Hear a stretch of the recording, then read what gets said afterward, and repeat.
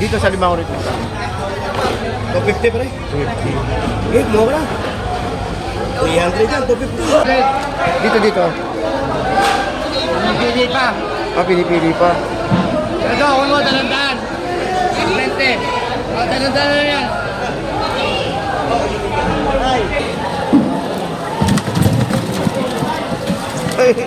Kasi eh. Oh. Umapaw eh. Sosobra pa eh. Ha? Lalagay na nga lang sa 15 kilo eh, 16 kilo. Magkano to bale? Ilang kilo to? 320. Ba't may naiwan pa? Alin? Yun. Ano ba? Alug ba? Para kumasya. Kaya ganyan na lang. Eh, Ito yung mga ano yung crab sila. Ang laki. Ang laki oh. Grabe.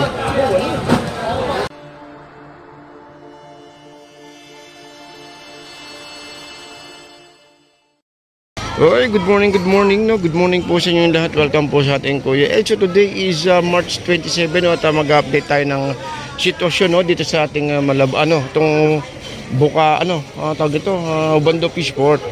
So dito guys is dito kayo makakabili ng mga sariwang alimango, limasag, talagang buhay na buhay pa ng mga swahi. Talaga namang yung mga hipo na limango is talagang 230 na lang guys, ang mumura. Anyway, sa update tayo ng oras po ay 5:30 ng umaga. So ito po ang sitwasyon natin dito no. Yan, so madilim-dilim pa. Yan, at saka po nakita niyo naman yung bulusok ng alimango, ang dami. Mura lang.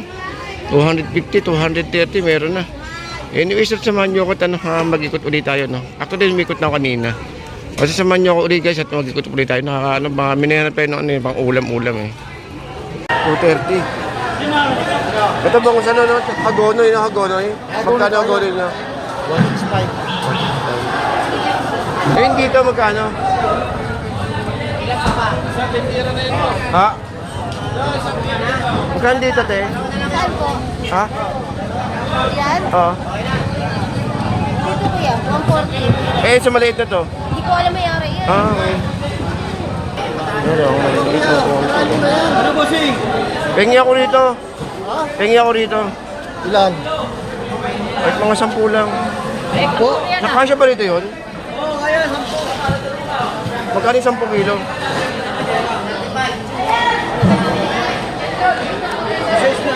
Yung Kung dami. konti lang alanganin. Ha? Ang alanganin no, lumalagay na ano lang yan, 15 kilo. Ayan, Hindi ka kasya rito yan eh. Hindi ka kasya rito. Baka kasi dyan, dito mo mo.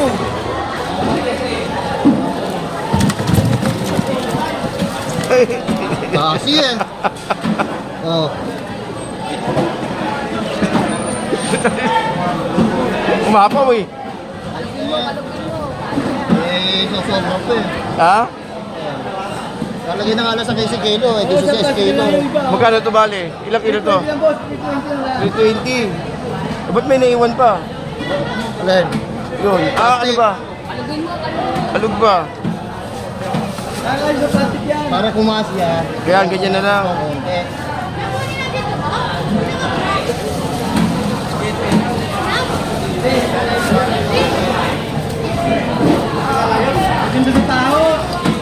Magkano yan? 320? Saan babayaran? Kay Christian?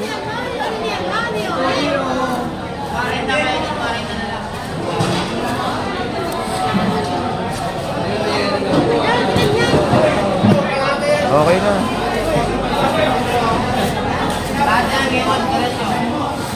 320 o saan? Sandaan lahat.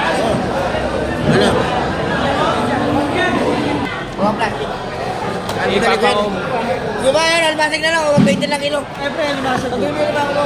Bumasag, 20. Lalagay niya po 70 na lang, ano tayo sandaan, 70. 50 lang lahat. Dito sa limang rito. 250 pre. 250. Eh, mo lang. 300 yan, 250. Dito. Pili pa. Pili-pili pa. Ito, kung mo, talandaan. 20. O, talandaan na yan.